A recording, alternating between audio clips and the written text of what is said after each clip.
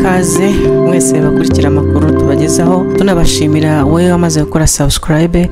Dusaba nawe utarayikora ko wakora subscribe kuri channel yacu, uzaba duteye inkunga ikomeye nkuko bamwe bajya bivuga mu butumire. Natwe uzaba ari inkunga ikomeye uzaba uduteye nukora subscribe kuri chaîne kandi ukajya ureba amakuru tubagezaho. Inkuru ya mbere duhereyeho ni ikinyamakuru igihe.com yanditse inkuru nziza ku bakinnyi ba filime bo mu Rwanda, aho RDB yahaye miliyoni 330 z'amafaranga y'u Rwanda abanyarwanda babiri bakora filime. Urwego rw'igihugu rw'iterambere RDB rwatanze inkunga ya miliyoni 338 n'ibihumbi 140 by'amafaranga y'u Rwanda ku basore babiri b'abanyarwanda basanzwe bakora filime ziganjemo izijya guhatana mu marushanwa mpuzamahanga. Ni ku nshuro ya mbere mu mateka ya sinema nyarwanda abayikora batangiye kubona inkunga y'imbere mu gihugu ifatika mu gutunganya filime. Mbere bishingikirizaga ku mafaranga ava mu baterankunga bo mu mahanga cyangwa ku bushobozi bwabo bwite. Umushinga wa mbere wahawe iyi nkunga utegerejwe cyane ni uwa Samuel Ishimwe Karemangingo wamenyekanye cyane ubwo filime ye ngufi yitwa Imfura yegukanaga igihembo cya Silver Bear muri Berlinale mu mwaka wa 2017. Ubu iyo arimo gutunganya ni filime ndende ye ya mbere yitwa Ikimanuka The Season of Weary, ivuga ku mugabo witwa Mbanda ufite imyaka 57 uba mu bwigunge kugeza ubwo ahuye n'urukundo rwe rwo hambere nyuma y'imyaka myinshi batabonana. Ikimanuka iri gutunganywa ku bufatanye bwa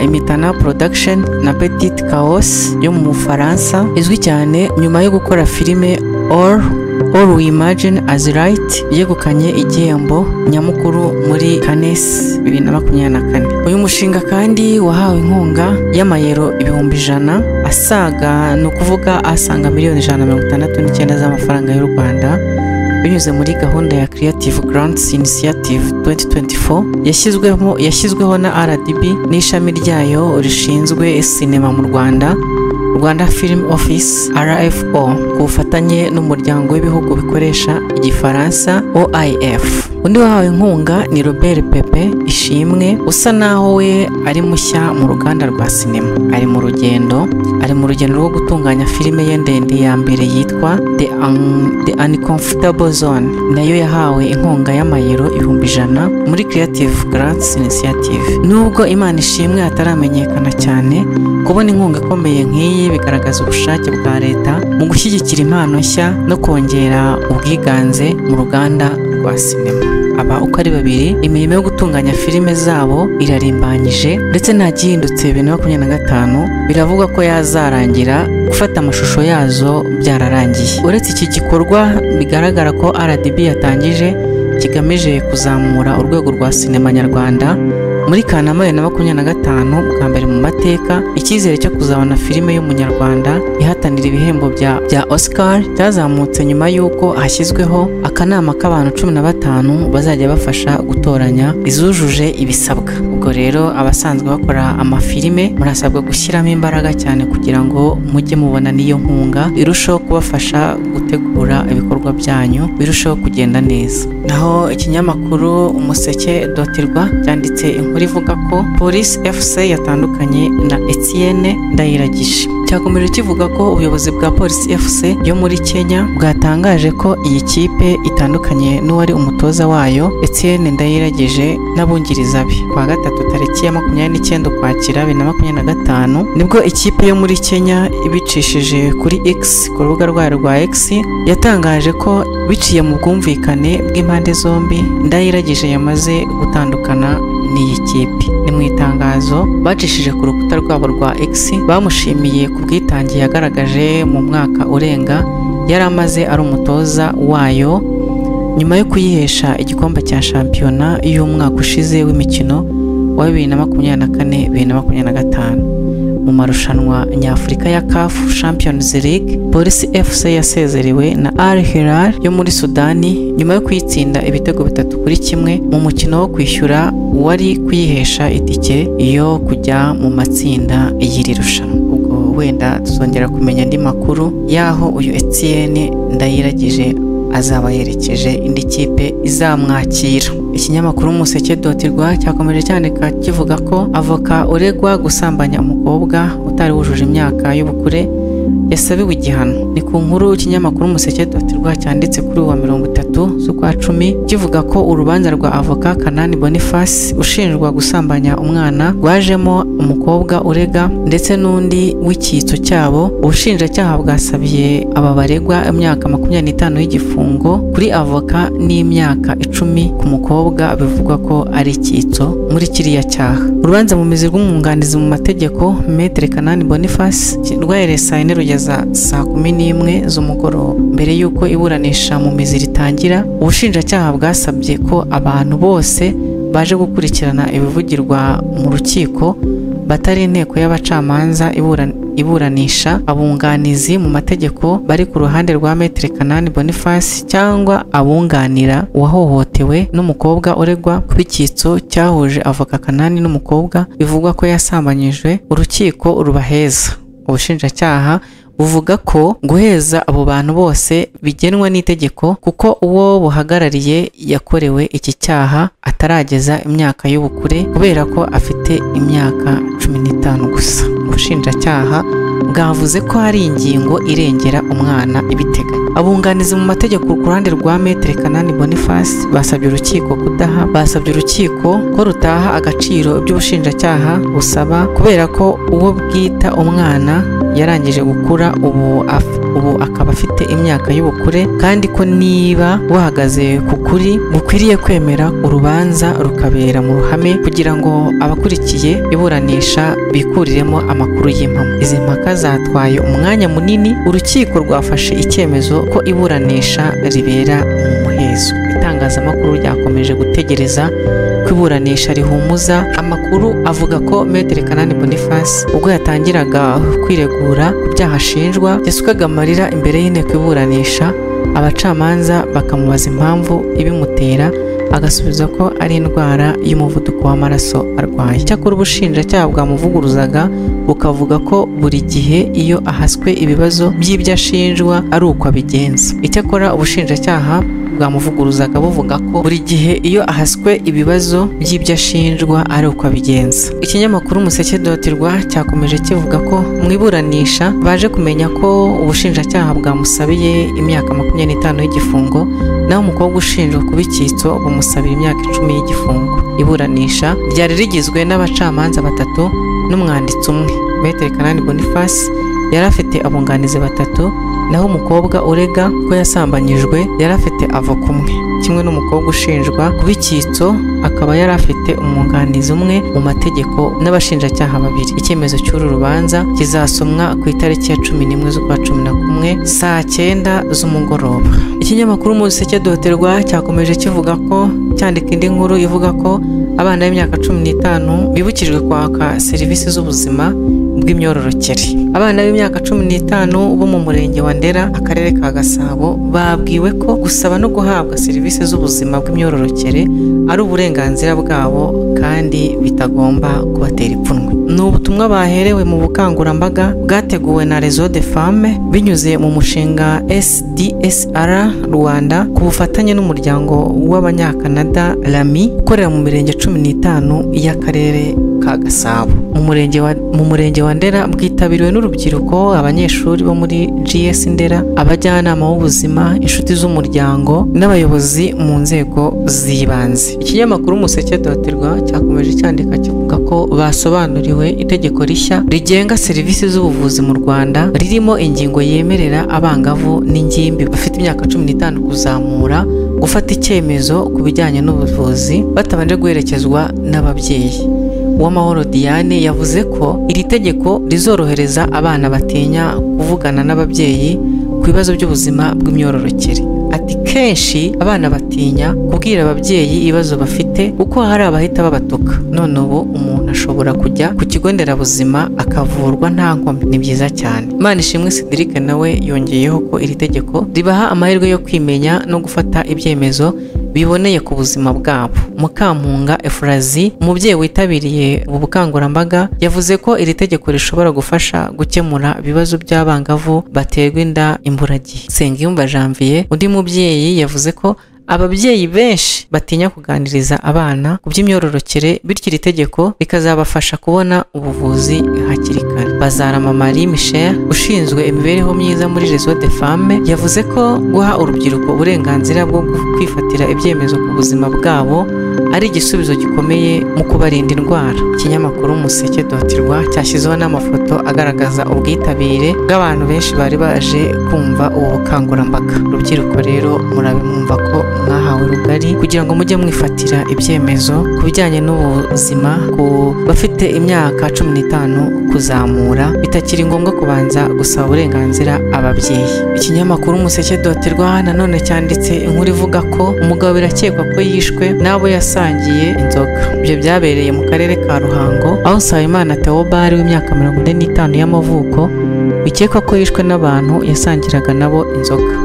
Urupfu rwa Nsabimana Theobald rwabereye mu mudugudu wa Karusizi, akagari ka Mwendo, umurenge wa Mbuye, mu karere ka Ruhango. Gitifu w'umurenge wa Mbuye Muhire Floribert yabwiye Umuseke dukesha iyi nkuru ko inkuru y'urupfu rw'uyu mugabo bayimenye ahagana saa 7 z'ijoro, ubwo umwe mu bagabo bari kumwe mu kabari yaje gukomangira abaturage akababwira ko Nsabimana yarangije gupfa. Umuyobozi w'umurenge wa Mbuye Gitifu Muhire avuga ko inzego zahise zita muri yombi abagabo babiri bakekwaho icyaha cy'ubwicanyi, kandi iperereza rikaba ryatangiye kugira ngo hamenyekane abamwishe n'intandaro y'ubu bwicanyi. Muhire avuga ko nta gikomere Nsabimana afite ku mubiri, avuga ko abamwishe bashobora kuba barakoresheje ubundi buryo kugira ngo baburizemo ibimenyetso. Yakomeje agira ati byose biragaragazwa n'iperereza.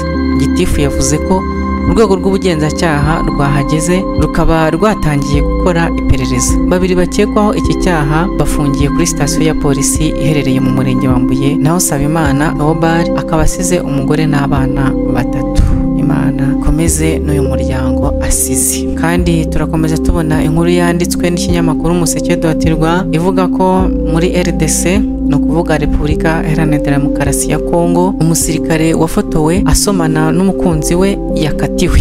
Urukiko rukuru rwa gisirikare muri Repubulika Iharanira Demokarasi ya Kongo rwakatiye Sarah Ebabi igifungo gisubitse cy'umwaka umwe nyuma yo kumuhamya icyaha cy'imyitwarire inyuranyije n'amahame ngengamyitwarire ya gisirikare. Ebabi yakatiwe ku mugoroba ku wa gatatu, ni ukuvuga tariki ya 29 z'ukwezi kwa 10 uyu mwaka wa 2025. Yego nibwo ubushinjacyaha bwamusabiraga igifungo cy'imyaka 10 kubera amashusho n'amafoto byasakaye ku mbuga nkoranyambaga asomana n'umukunzi we. Iki gihano kivuze ko uyu musirikare warufunze kuva kwa gatanu arekurwa akidegembya, ariko agasabwa kutongera gukora ikindi cyaha kiregerwa mu rukiko mu gihe akiri gukora igihano yakatiwe. Nyuma yo gukatirwa hatangajwe amashusho y'abantu benshi bagaragaye hanze y'urukiko bishimiye ko agiye kurekurwa akajya kwitegura ubukwe bwe buteganyijwe ejo kuwa gatanu. Mbere yo gukatirwa, Sarah Ebabi uvuga ko afite imyaka 29 kandi amaze imyaka 10 akorera igisirikare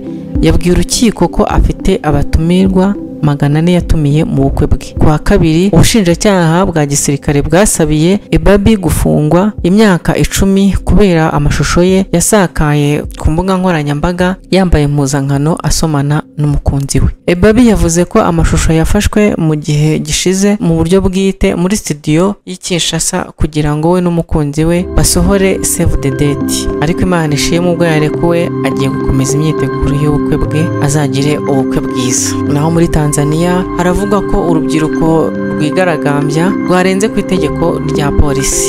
Ni inkuru yanditswe n'ikinyamakuru Umuseke.rwa kuri wa 30 z'ukwa 10 umwaka wa 2025. Ikinyamakuru cyakomeje kigira kiti urubyiruko rwiraye mu mihanda kuva mu masaha ya mu gitondo kuri uyu wa gatatu rwamagana amatora y'umukuru w'igihugu n'ay'abadepite, ruvuga ko rudashaka ishyaka rya CCM na Perezida Samia Suluhu Hassan.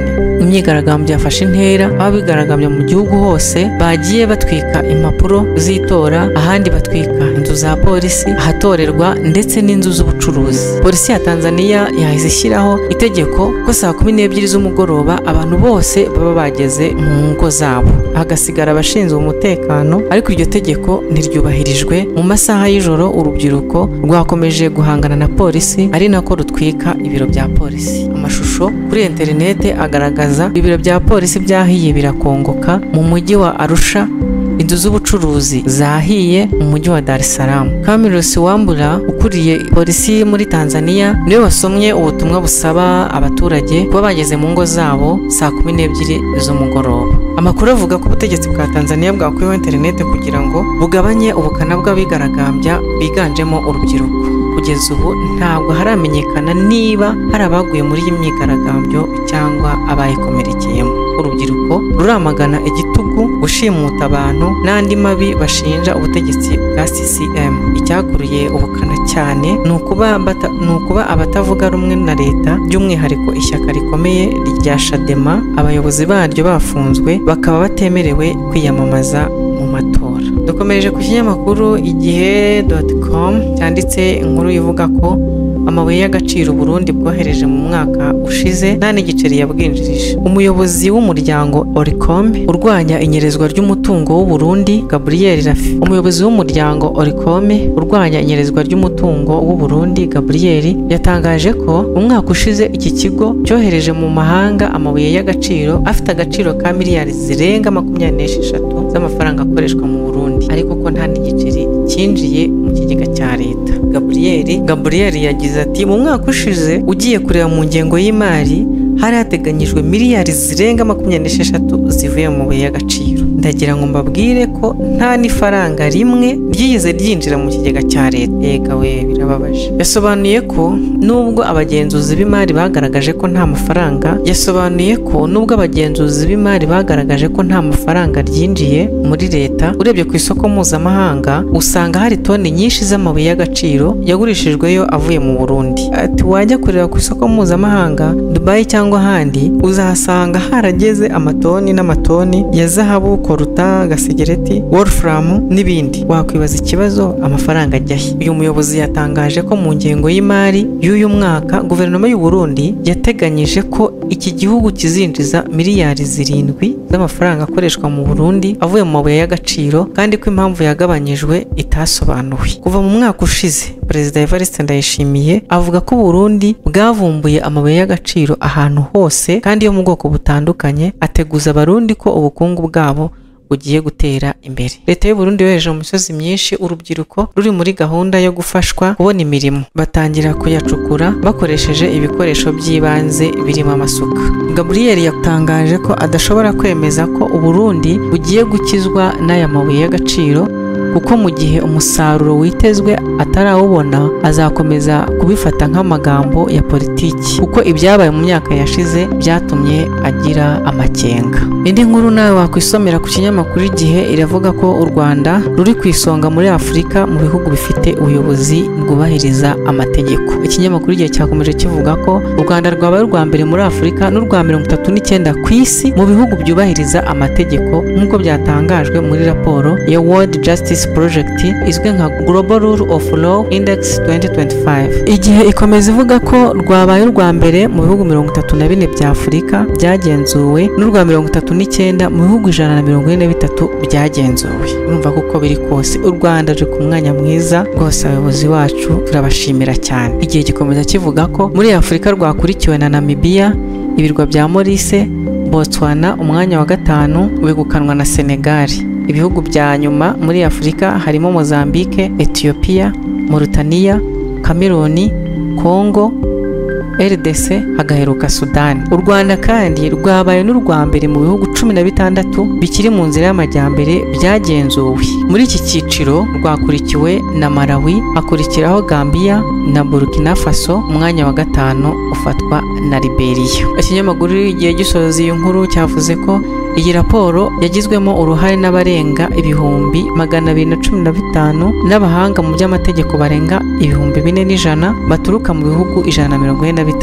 Hagaragajwe ko iyubahirizwa ry'amategeko riri gusubira inyuma cyane ku isi. Ibihugu byasubiye inyuma cyane kuri iyi ngingo byavuye kuri 68 muri 2024 bigera kuri 57%. Ikinyamakuru Igihe kandi cyanditse ko abo muri leta ya Uganda ntibavuga rumwe gukumira NMG mu bikorwa birimo Museveni. Abayobozi babiri bo muri leta ya Uganda ntibavuga rumwe mu kubuza ibitangazamakuru bibiri bihuriye mu kigo NMG, ni ukuvuga Nation Media Group, gutara inkuru mu bikorwa bya Perezida Yoweri Kaguta Museveni. Igihe ikomeza ivuga ko kuva muri Werurwe 2025 abanyamakuru ba NTV na Daily Monitor ntibemererwa kwitabira ibikorwa bya Perezida Museveni kugira ngo babikoreho inkuru, keretse babanje kubisabira uburenganzira mu nyandiko. Iki cyemezo cyatumye abadepite basaba guverinoma gusobanura impamvu yambuye ibitangazamakuru uburenganzira bwo gukora umwuga. Tariki ya 29 Ukwakira hitaba abarimo umunyamabanga wa leta ushinzwe isakazabumenyi n'ikoranabuhanga Godfrey Kabyanga, yagize ati simvugana no mu biro by'umukuru w'igihugu, bityo rero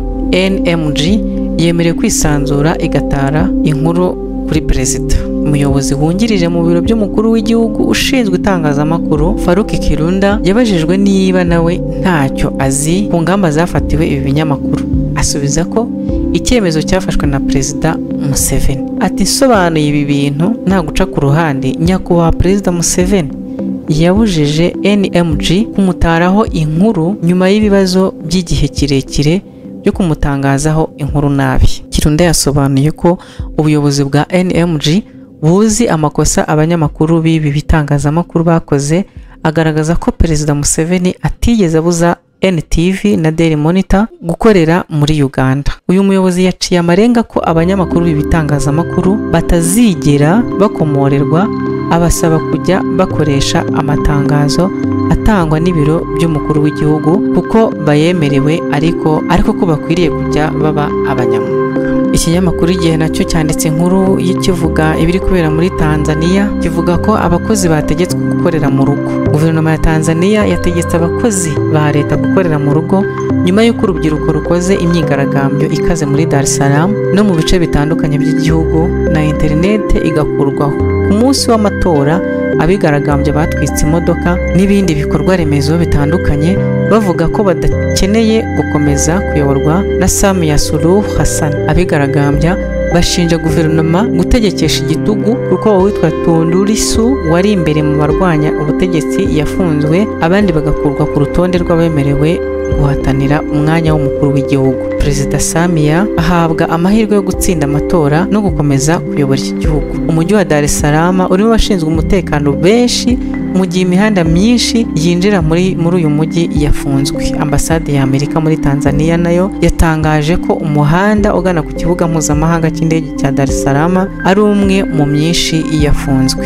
BBC nayo ikaba yanditse ko ibitaro bya Muhimbiri byakiriye inkomere nyinshi mu gihe abigaragambya bo bari bagikomeje ibikorwa byabo. Ndabona kugiye hariho ifoto iriho umuyotsi mwinshi n'ahantu abigaragambya batwitse n'ibintu byinshi bagiye bangiza. Ubwo nawe iyi nkuru wagenda ukayisomera ku gihe. Dukomereje ku byanditswe byagiye byandikwa n'ibinyamakuru bitandukanye. Inyarwanda.com nayo yanditse ko hishyuwe arenga miliyari 20 z'amafaranga y'u Rwanda Lionel Messi agiye kuza ku mugabane wa Afurika. Ni inkuru nawe yanditswe n'inyarwanda.com, ikaba yanditswe kuri uyu munsi tariki ya 30 ukwezi kwa 10 mwaka wa 2025. Lionel Messi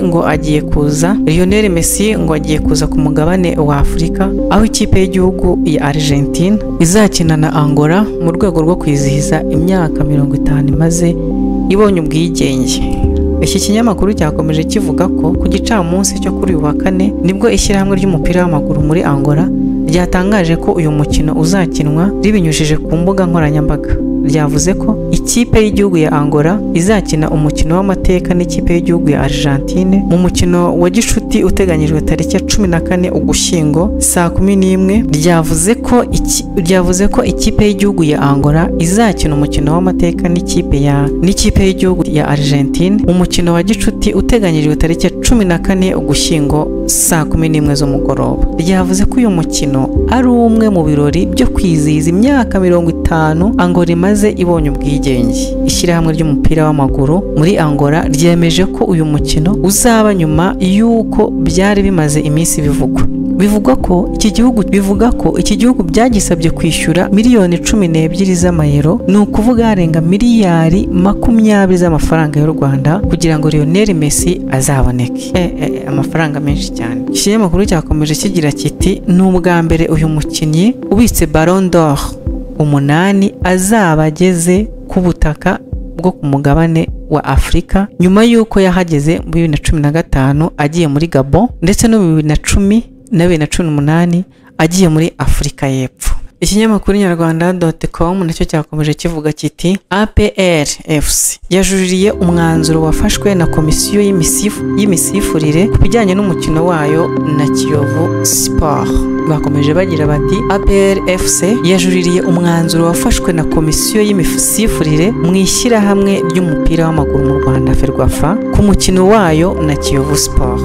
Kuwa gatatu tariki ya 29 Ukwakira nibwo Ferwafa yatangaje ko nyuma y'uko komisiyo ishinzwe imisifurire isuzumye ubusabe bwa APR FC bwo kuwa 27 z'ukwezi kwa 10 2025 aho yasabaga gusuzuma imisifurire mu mukino wayihuje na Kiyovu Sport w'umunsi wa gatanu wabaye kuwa 25 igendeye ku mashusho yasanze umusifuzi yarafashe ibyemezo bikwiye mu mukino. Ferwafa yavuze ko kandi ibisobanuro birambuye kuri iki cyemezo byashyikirijwe abo bireba.